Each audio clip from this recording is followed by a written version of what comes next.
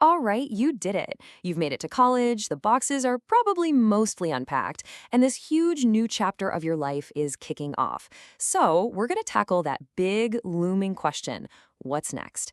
We're going to talk about how you can start mapping out your career path, not when you're a senior scrambling for a job, but right now as a freshman. It's this crazy mix of total freedom and that little voice in your head going, uh-oh, what do I actually do now? You've got 4 years of opportunities stretched out in front of you, which is, yeah, it's super exciting, but also maybe a little bit daunting. The key is to just reframe how you think about your future. It's not some scary deadline, it's an adventure, and you're the one holding the map.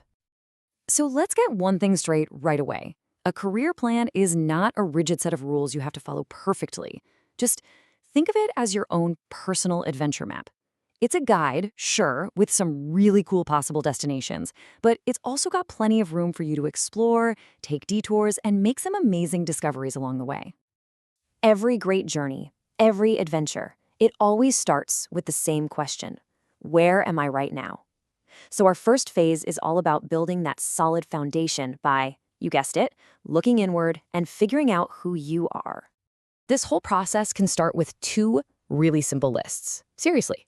First column, what do you genuinely love to do? Think about the classes that get you fired up, your hobbies, the stuff you geek out about. Second column, what are you good at? Maybe you're a math whiz, or maybe you're the person who always ends up organizing the group projects. The real magic happens right where those two lists overlap. That sweet spot, that's your starting point. Okay, so once you have a better sense of yourself, your interests, your skills, it's time to connect all of that to the real world. This is where you start scouting out all the potential destinations on your adventure map. And you don't have to just guess about this stuff. There are some incredible tools out there, like the Bureau of Labor Statistics, that'll give you all the hard data: job growth, salaries, you name it. But let's be real, data is only half the story. The real insights, the stuff that matters, comes from talking to people who are actually doing the jobs. Their stories, their day-to-day experiences, that's going to tell you way more than any salary chart ever could. All right, with that self-reflection and some initial research under your belt, it's time to become the architect of your own journey. Welcome to Phase 2, where we're going to draw up the blueprint for your future. And look, this isn't nearly as intimidating as it might sound. It's a pretty simple flow, actually. You start with a clear goal, that's your destination. Then you create a timeline to make the whole journey feel way more achievable. And finally, you start planning for the real-world experiences that are going to help you get there. Being specific here is basically your superpower. I want a job in tech is fine, but it's more of a wish than a plan. But saying, I'm going to become a software engineer by finishing my computer science degree, landing 2 internships, and getting certified, now that is a real measurable goal you can actually start working on tomorrow. Think of your 4 years of college as a series of smaller missions, right? Freshman year is all about exploration. Join some clubs, find your footing. By sophomore year, you can start aiming for that first internship. When you break a huge goal down into smaller, bite-sized pieces like this, the entire journey feels so much more manageable. And remember, experience doesn't just come from a formal internship. It can be a part-time job, it can be volunteering for a cause you really care about, or it can even be a personal project you build just for fun.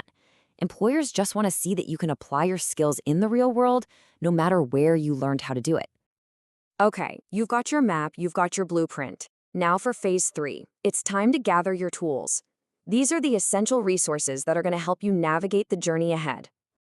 I know, the word networking can sound kinda corporate and intimidating, right?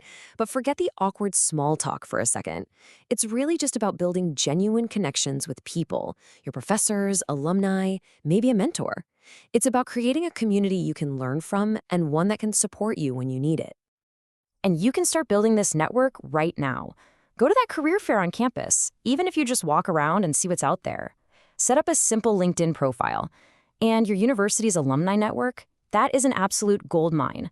These are people who have walked the very same hallways you're in now. And you'd be surprised how many of them are happy to help. Don't be afraid to reach out. Another essential tool for your toolkit is a commitment to always be learning. Your degree is the foundation, for sure, but the world changes fast. Staying curious, taking advantage of workshops, doing some online courses, or even just keeping up with what's new in your industry, it all shows that you're engaged and adaptable. And trust me, those are two things every employer absolutely loves to see. So, The foundation is laid, the blueprint is drawn, your toolkit is ready. But a map is just a piece of paper until you actually take that first step out the door.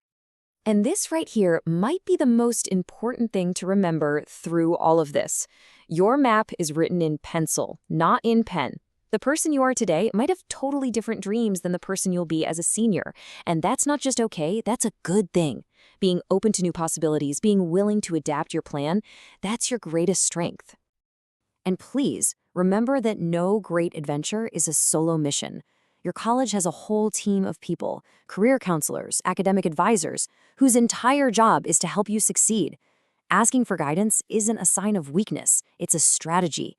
It means you're smart enough to use every advantage you've got. After all this planning and all this thinking, it really all comes down to this one simple idea. The single most important part of any plan, any map, any journey is taking that first step.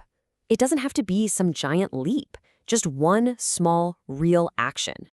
So what's one small thing you can do this week? Research one career online? Join one club at the activities fair? Send one email? Your map is in your hands. The adventure starts right now. Where will your first step take you?